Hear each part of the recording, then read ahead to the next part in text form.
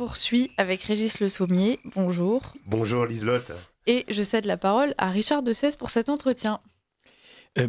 Bonjour Régis Le Sommier, je rappelle que vous êtes le directeur de la rédaction d'Omerta, excellent magazine trimestriel, excellente chaîne YouTube.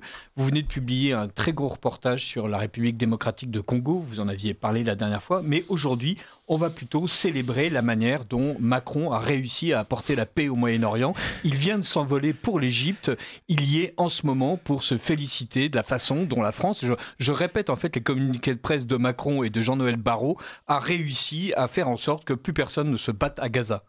Oui. Mais peut-être avez-vous une interprétation différente. Oui, moi je vais prendre un autre vol qui est parti de la base de Andrews à côté de Washington.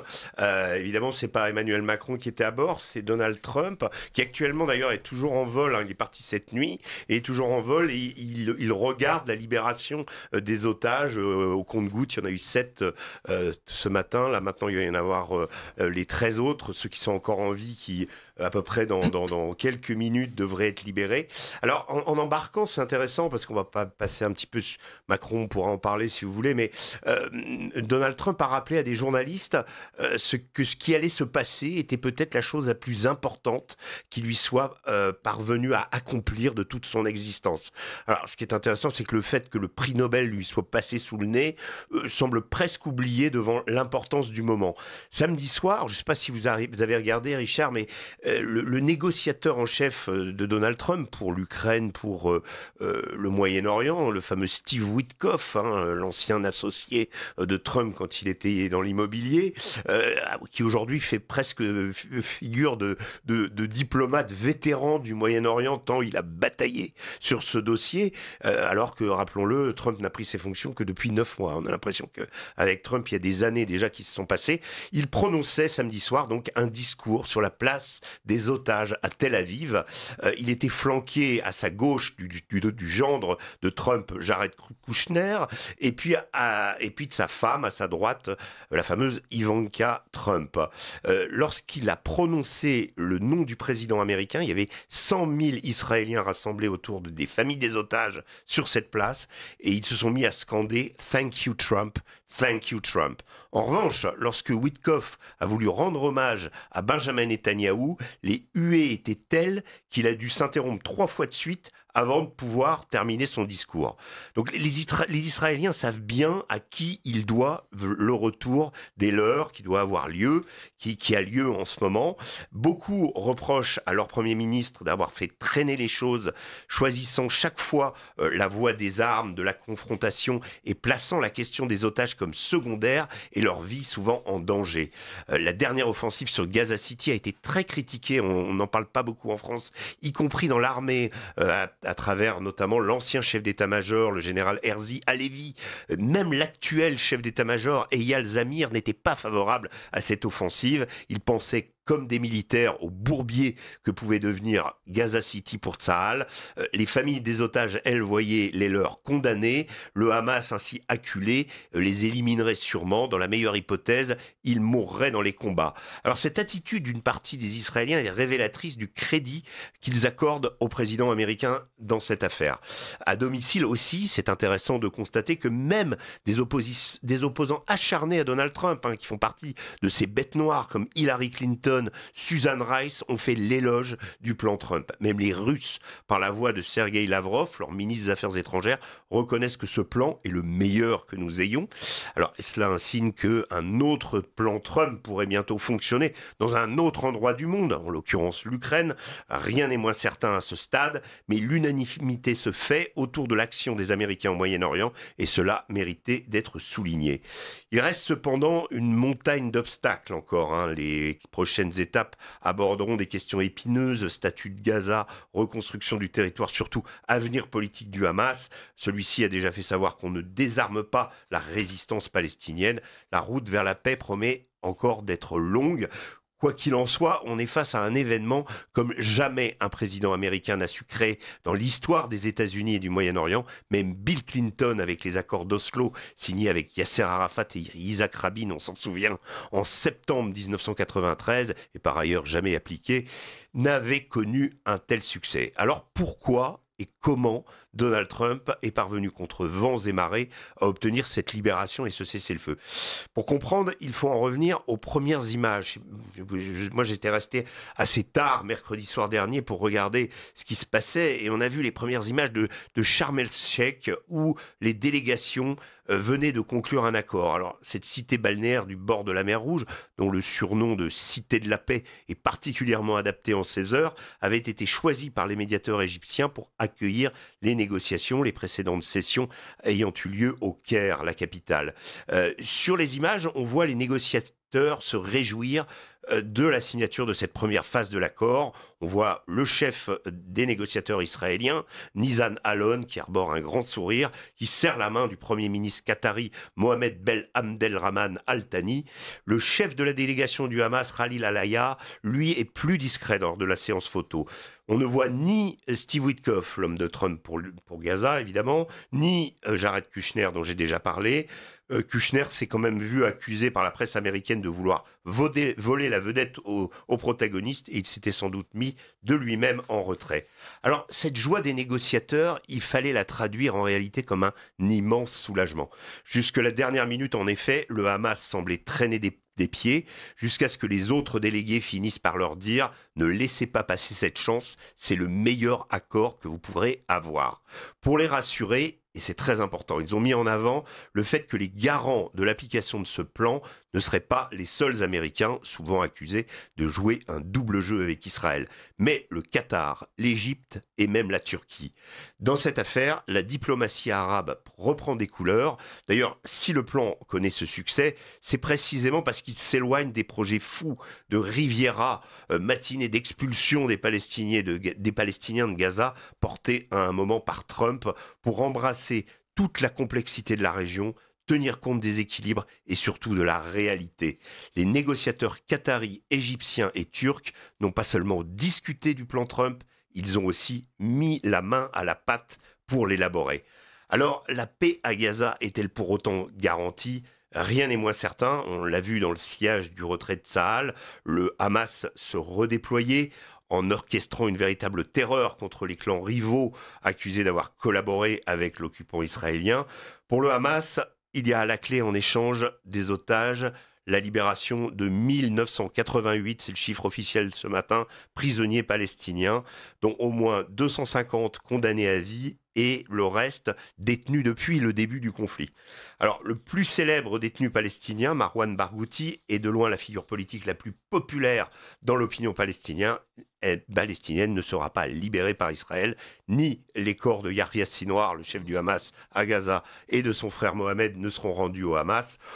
Alors, on a oublié aussi, on oublie beaucoup de choses, vous savez, mais quand on redétricote ce qui s'est passé en janvier dernier, l'ex-secrétaire américain Anthony Blinken, qui lui avait été très impliqué dans les négociations sous l'ère Biden, avait estimé que le Hamas avait déjà reconstitué son potentiel de combattant d'avant le 7 octobre. Nul doute qu'avec les prisonniers relâchés, la force de l'organisation ne va pas diminuer, ce qui les rendra immanquablement plus difficiles à désarmer, ce qui est prévu dans une phase prochaine du plan et pour laquelle le Hamas n'a toujours pas officiellement donné son accord, et même que certains de ses membres ont d'ores et déjà refusé. Alors l'absence de Barghouti, qui est surnommé, vous le savez, le Mandela palestinien, montre en outre que les autorités israéliennes ne feront pas tous les efforts pour assurer un avenir à un hypothétique État palestinien, comme le reste du monde le souhaite dans la foulée des reconnaissances du même État. J'en termine avec une réflexion toute personnelle.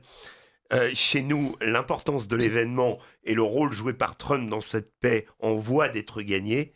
Bon, il y a encore bien des obstacles, mais elle est surtout à mettre, à mon sens, en contraste avec le spectacle pathétique qui se déroule en même moment en France où une classe politique se déchire autour d'une quête impossible d'un gouvernement. Certains, comme Trump, agissent pour le bien de leurs semblables, du monde entier parfois, quand d'autres regardent leur nombril, s'accrochent à leurs petites prérogatives et à leurs strapontins gouvernementaux.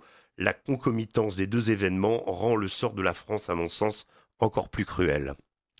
Alors, merci beaucoup, Régis Le Sommier. On va parler très rapidement de la France avant de rentrer dans cet accord. Jean-Noël Barrot et Emmanuel Macron prétendent que la France a joué un rôle décisif dans cet accord de paix et que, en fait, sans Emmanuel Macron et tout ce que la diplomatie française est capable de faire en coulisses, rien n'aurait été possible. Oui, c'est toujours la façon dont Macron arrive toujours à essayer d'être sur la photo.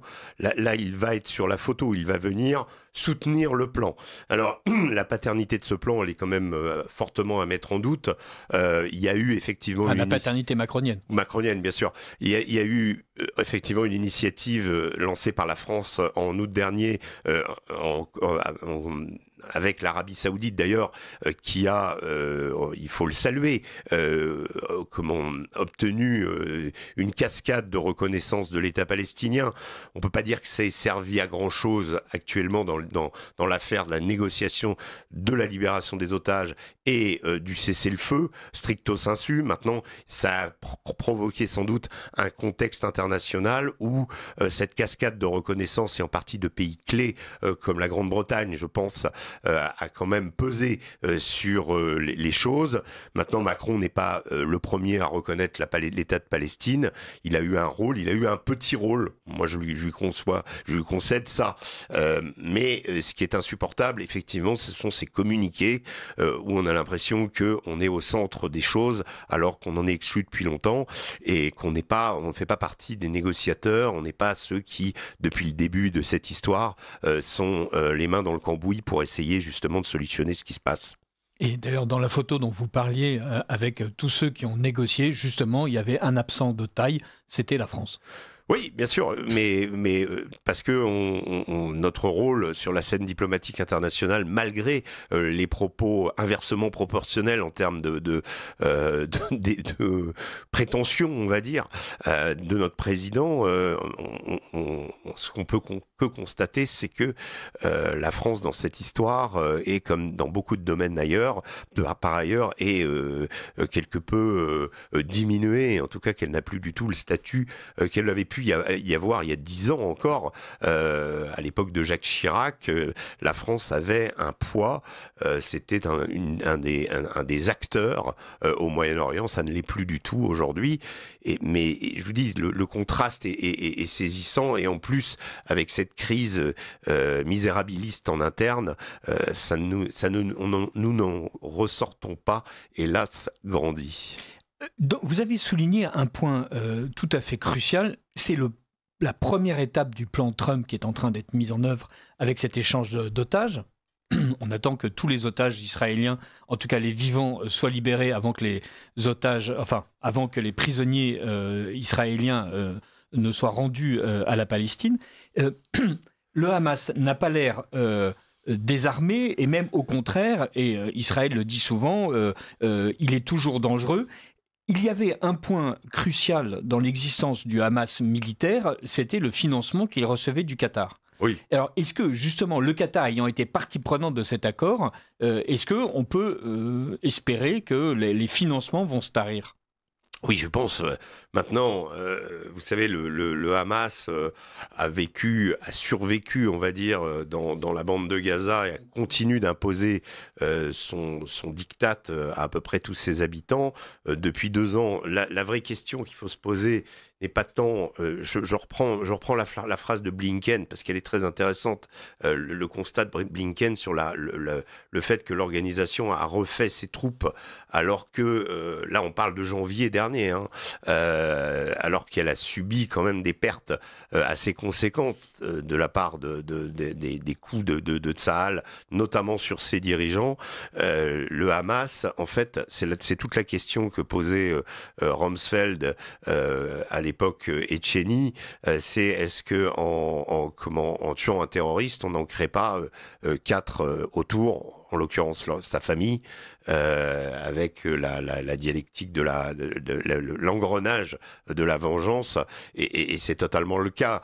Il est illusoire d'imaginer que on puisse vivre, et j'entends souvent ça, et je pense que je m'oppose vraiment fortement à ça, c'est que oui, le Hamas est contesté à l'intérieur de la bande de Gaza. Certes, il l'est, mais peut-être, mais en l'occurrence, la majorité des Gazaouis supportent le Hamas, vit avec le Hamas, participe de l'organisation dans tous les rouages de la société. Toutes les familles ou presque ont un martyr, selon la terminologie, un fils, 2 fils, 3 fils parfois, donnés à la cause. Et cette cause, elle est incarnée par le Hamas. Il suffit de juger de la popularité du Hamas dans ce qu'on peut l'apercevoir, c'est-à-dire en Cisjordanie, pour comprendre que ça reste un élément incontournable de la cause palestinienne, et que même si il a promis d'abandonner le pouvoir à condition justement que ça se passe entre Palestiniens, il va déguiser son pseudo, à mon sens, son pseudo-désarmement en disant on désarme le Hamas, mais on ne désarme pas la cause palestinienne. Donc il va y avoir une autre structure qui va venir au-dessus. Ça va être une des phases extrêmement compliquées à mettre en place, c'est-à-dire cette gouvernance de Gaza qui, pour l'instant, n'inclut pas des membres du Fatah, donc l'organisation rivale du Hamas. Faut pas oublier, ça les gens ne le savent pas assez à mon sens, c'est quand le Hamas prend le pouvoir à Gaza en 2006, il élimine quelques 500 membres du Fatah physiquement. Donc il y a eu une véritable purge. Et donc le Hamas s'est imposé à Gaza à travers cette purge. Et aujourd'hui, on va lui dire, il va falloir composer avec le Fatah, avec d'autres éléments le djihad islamique, etc. Il y a plein d'autres groupes qui sont présents. Et tout ça va être très compliqué à mettre en place. L'option Tony Blair, moi je trouve ça absolument aberrant. Que ce soit Trump qui soit au-dessus, c'est plutôt un facteur stabilisant, parce que ce qui est intéressant, c'est que Trump a une popularité un peu partout. C'était déjà le cas quand Israël avait attaqué le Liban, c'est-à-dire que les Libanais eux-mêmes disaient on espère que Trump va intervenir pour faire cesser ces attaques.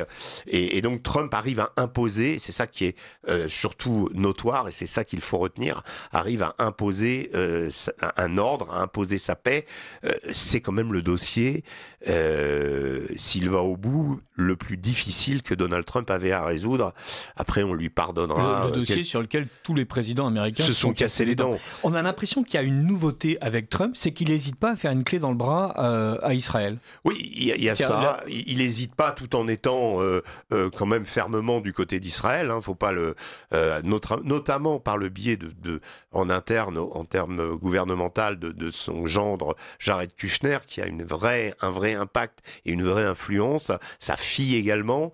Donc ce couple, vraiment, ça c'est le soutien pro-Israël plus, on va dire.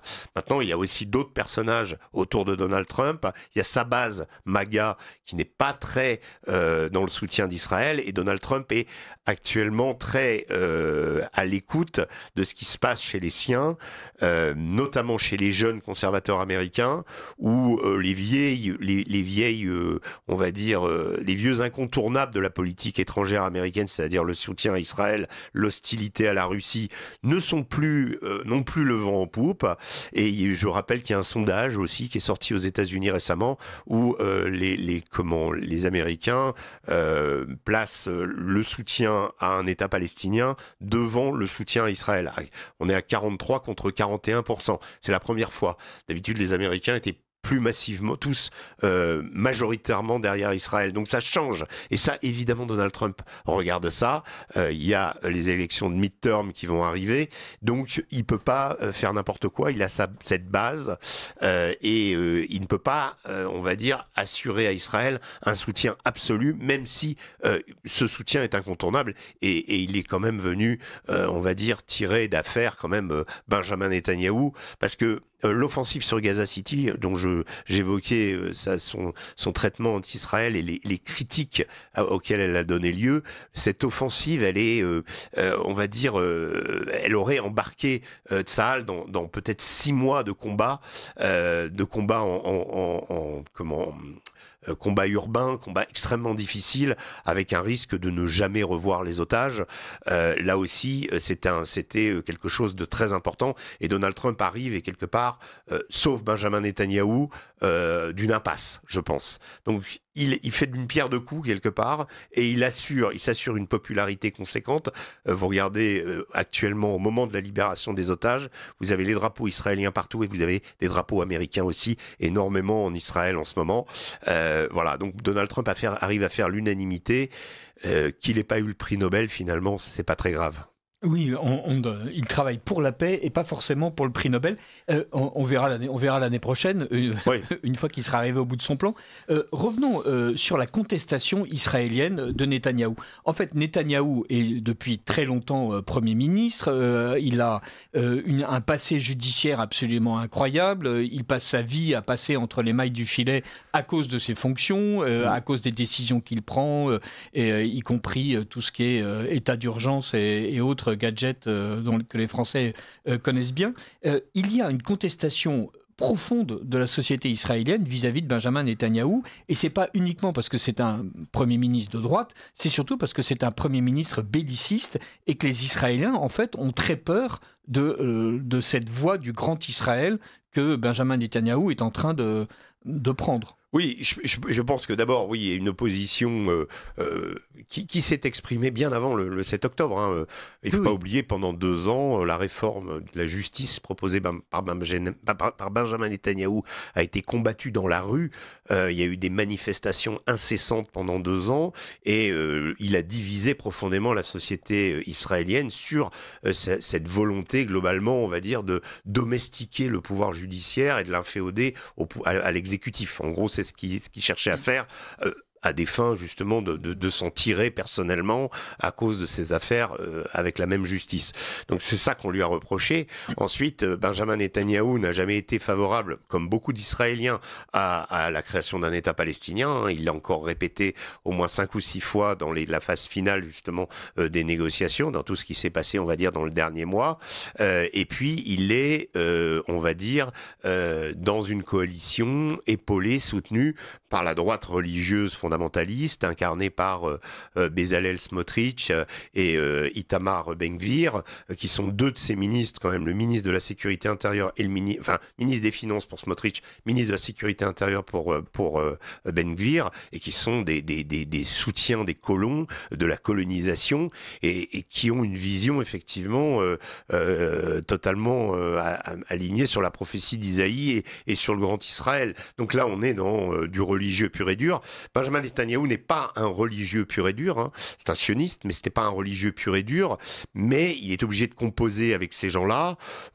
Quelque part, il y a des choses qui ne le dérangent pas, mais il y a des choses qui dérangent profondément certains Israéliens qui sont opposés, y compris dans le gouvernement de Netanyahou, y compris parmi les têtes d'affiche. Et puis, la façon dont on va dire, cette riposte au Hamas a été conduite depuis le 7 octobre pose question. Un observateur expliquait que les Israéliens ont réalisé contre leurs ennemis des prouesses assez incroyables. On se souvient de l'affaire des beepers contre le Hezbollah, de l'élimination de Hassan Nasrallah, de la quasi-totalité des chefs du Hezbollah, des gardiens de la Révolution, hein, Hossein Alami, qui était le chef, Salami, pardon, le chef des gardiens de la Révolution, a été éliminé dans les premières heures en juin dernier du conflit, le 3 juin, où Israël a déclenché une guerre contre l'Iran.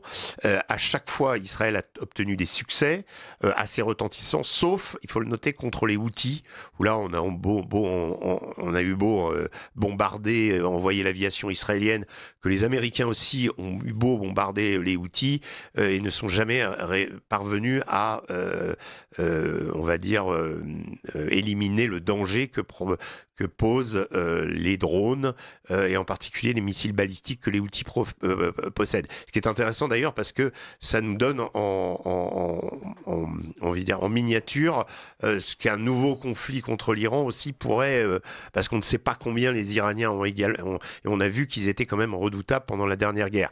Donc ils n'ont pas réussi à éliminer tous leurs ennemis, mais d'un point de vue tactique, c'était remarquable. Et ce que disait cet observateur, les Israéliens sont des génies au niveau tactique. En revanche, au niveau stratégique, on ne sait pas où on va. Et c'est bien ça qui inquiète une grosse partie de la société israélienne, qui aspire, comme beaucoup de gens sur Terre, la majorité, à vivre en paix, par rapport à ces aventures au-delà des frontières, en sachant que d'abord que le grand Israël, faut le peupler, et que démographiquement, Israël n'est pas dans une santé démographique comme beaucoup de pays occidentaux pour pouvoir, on va dire, contrôler tous ces pays. Donc il y a une incertitude de ce point de vue-là. Il fallait à un moment que les choses s'arrêtent en éliminant, on va dire, une partie du problème, c'est-à-dire la source qui est le 7 octobre, et qui, en résolvant ce 7 octobre et en éliminant, on va dire, le danger du Hamas, parce que beaucoup de gens aussi ont dit, y compris dans l'armée, que le Hamas ne représentait plus aujourd'hui un danger mortel pour Israël, que son potentiel a été détruit, que ses alliés Hezbollah, Iran et même Houthi aujourd'hui sont dans une configuration, ils n'ont plus le potentiel qu'ils avaient avant. Une partie de l'axe du croissant chiite a été détruit avec la mise à la place de Bachar el-Assad sur le trône à Damas d'un ancien djihadiste, mais très très docile et qui est un petit peu le toutou de l'Occident, ce qui fait que le Hezbollah peut plus recevoir d'armement de l'Iran, et tout ça contribue, mise bout à bout, à finalement circonscrire la menace et à faire qu'Israël aujourd'hui ressort quand même beaucoup plus fort de cet épisode qu'il ne l'a été au lendemain du 7 octobre. Un Israël beaucoup plus fort, et qui a, malgré tout, on a l'impression, tendance à vouloir laver l'humiliation d'un accord de paix imposé par Trump en instrumentalisant la Cisjordanie. Tout le monde est focalisé sur Gaza. En Cisjordanie, les colonisations se multiplient. Oui, et puis le harcèlement des populations. J'ai regardé l'autre jour le reportage d'une confrère et amie, Lise Romboudoul, sur TF1, où on voit comment un village de pêcheurs palestiniens a été complètement entouré par les colons.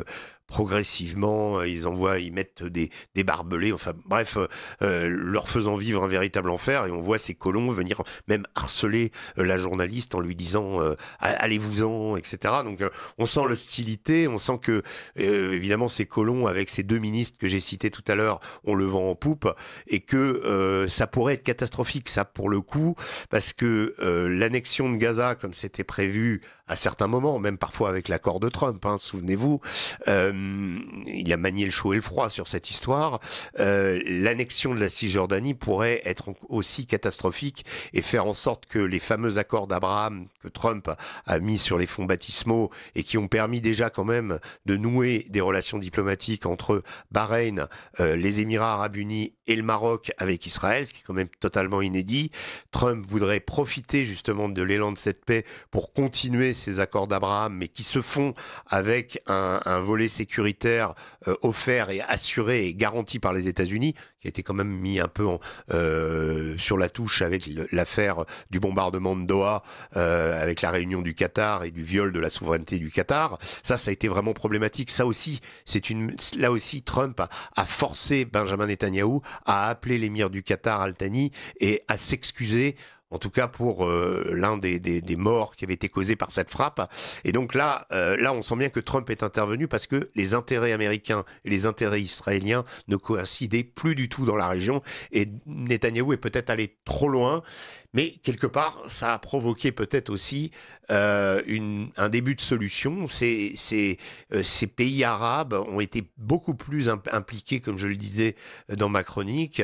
Le Qatar en particulier. Netanyahou se faisait fi du Qatar. Trump a dit non, c'est eux qui sont essentiels. Mohamed Abderrahman Al Thani, en particulier, le Premier ministre, c'est lui qui a le contact, c'est pas les médiateurs égyptiens, c'est pas les médiateurs jordaniens, turcs, qui ont la main et qui ont le réseau pour sortir des otages, c'est eux. Donc il faut à tout prix remettre le Qatar dans l'histoire, et Trump a donné des garanties au Qatar pour ne pas, et là aussi il faut comprendre que Trump agit en ayant en tête the big picture, c'est-à-dire que derrière, si le Qatar Qatar n'est pas défendu. Les Émirats se disent, mais attendez, c'est quoi ces Américains à qui on promet d'investir? Le Qatar et les Émirats ont promis d'investir respectivement 1,3 et 1,4 trillion de dollars dans l'économie américaine dans les 10 ans prochains. Vous imaginez Trump s'asseoir là-dessus? Et les Qataris et les Émiratis... Je crois que les trillions de dollars, en français, ça se dit billions. Oui, billions peut-être. Oui. Voilà, 1000 milliards. 1000 milliards, voilà. Merci pour cette... voilà. Pardonnez cet anglicisme. Et en fait, ce dont on se rend compte, c'est que là, il y a des enjeux tels que voilà, ça ne pouvait plus continuer, et que peut-être le fait que ça ne pouvait plus continuer, et on ne pouvait pas continuer à laisser Israël faire un cavalier seul comme ça, et violer les souverainetés. Vous me direz, le droit international, il est violé dans pas mal d'endroits, mais quand vous avez... Et généralement, le droit international légalise ce qui a été violé, et comme ça, la farce est sauve. Mais vous avez quand même des gens au gouvernement, hein, je prends les propos de Bezalel Smotrich, qui dit les Juifs sont au-dessus des autres hommes, donc ils échappent au droit international. C'est quand même ce qu'il dit. Donc vous avez des gens comme ça, qui sont dans la coalition de Netanyahou, et qui, quand ça leur plaît pas, disent on va partir, et tu vas tomber, et tu seras plus Premier ministre. Ça aussi, il obéit un peu à ce chantage. Donc là, je pense que tous ces éléments mis bout à bout ont fait que ce plan de paix, construit avec les pays arabes, dans lequel la diplomatie arabe retrouve des couleurs, comme je l'ai dit, eh bien, avait plus de chances d'aboutir. Et aujourd'hui, on est à une sorte de tournant. Voilà. Une dernière question. Trump fait des déclarations fracassantes, et à côté, il a une véritable diplomatie, et une diplomatie avec plusieurs fers au feu. C'est un peu le contraire d'Emmanuel Macron, qui prétend être diplomate et qui fait des déclarations fracassantes, mais qui n'aboutit à rien. Trump adore mettre en scène une espèce de volonté personnelle. Vous acceptez, ou sinon je déclenche sur vous le feu de l'enfer. Vous acceptez, vous avez 10 jours, et puis après, les 10 jours deviennent 2 mois, les 2 mois deviennent 2 ans. En fait, les choses étaient déjà... Et en fait, c'est très surprenant de voir qu'il a besoin d'apparaître comme une espèce de super Macron, c'est-à-dire je beugle, alors qu'à côté, il a de véritables équipes diplomatiques.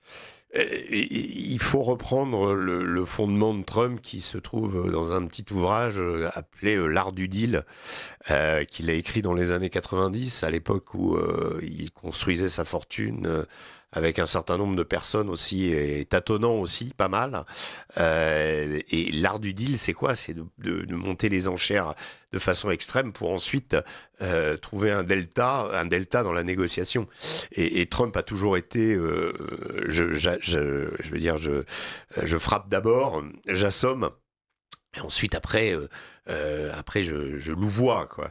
Mais ce qui est intéressant aussi avec Trump, c'est cet entêtement. C'est-à-dire, quand il est dans une négociation, dans un deal, il revient toujours à la charge. Je suis persuadé, on en parlera peut-être dans les mois qui viennent, qu'il va revenir à la charge sur le dossier ukrainien, c'est certain. Quand j'ai cité Lavrov a dit ça, les Russes disent bravo Trump, il y en a un qu'il faut suivre, c'est Kirill Medvedev, qui est Dmitriev, pardon, qui est l'ancien ambassadeur de Russie à l'ONU, qui lui a un compte très intéressant, parce que lui, il fait la jonction entre les Russes et les Américains. On sent bien qu'à travers lui, eh bien, les Russes et les Américains ont ce nouveau dialogue.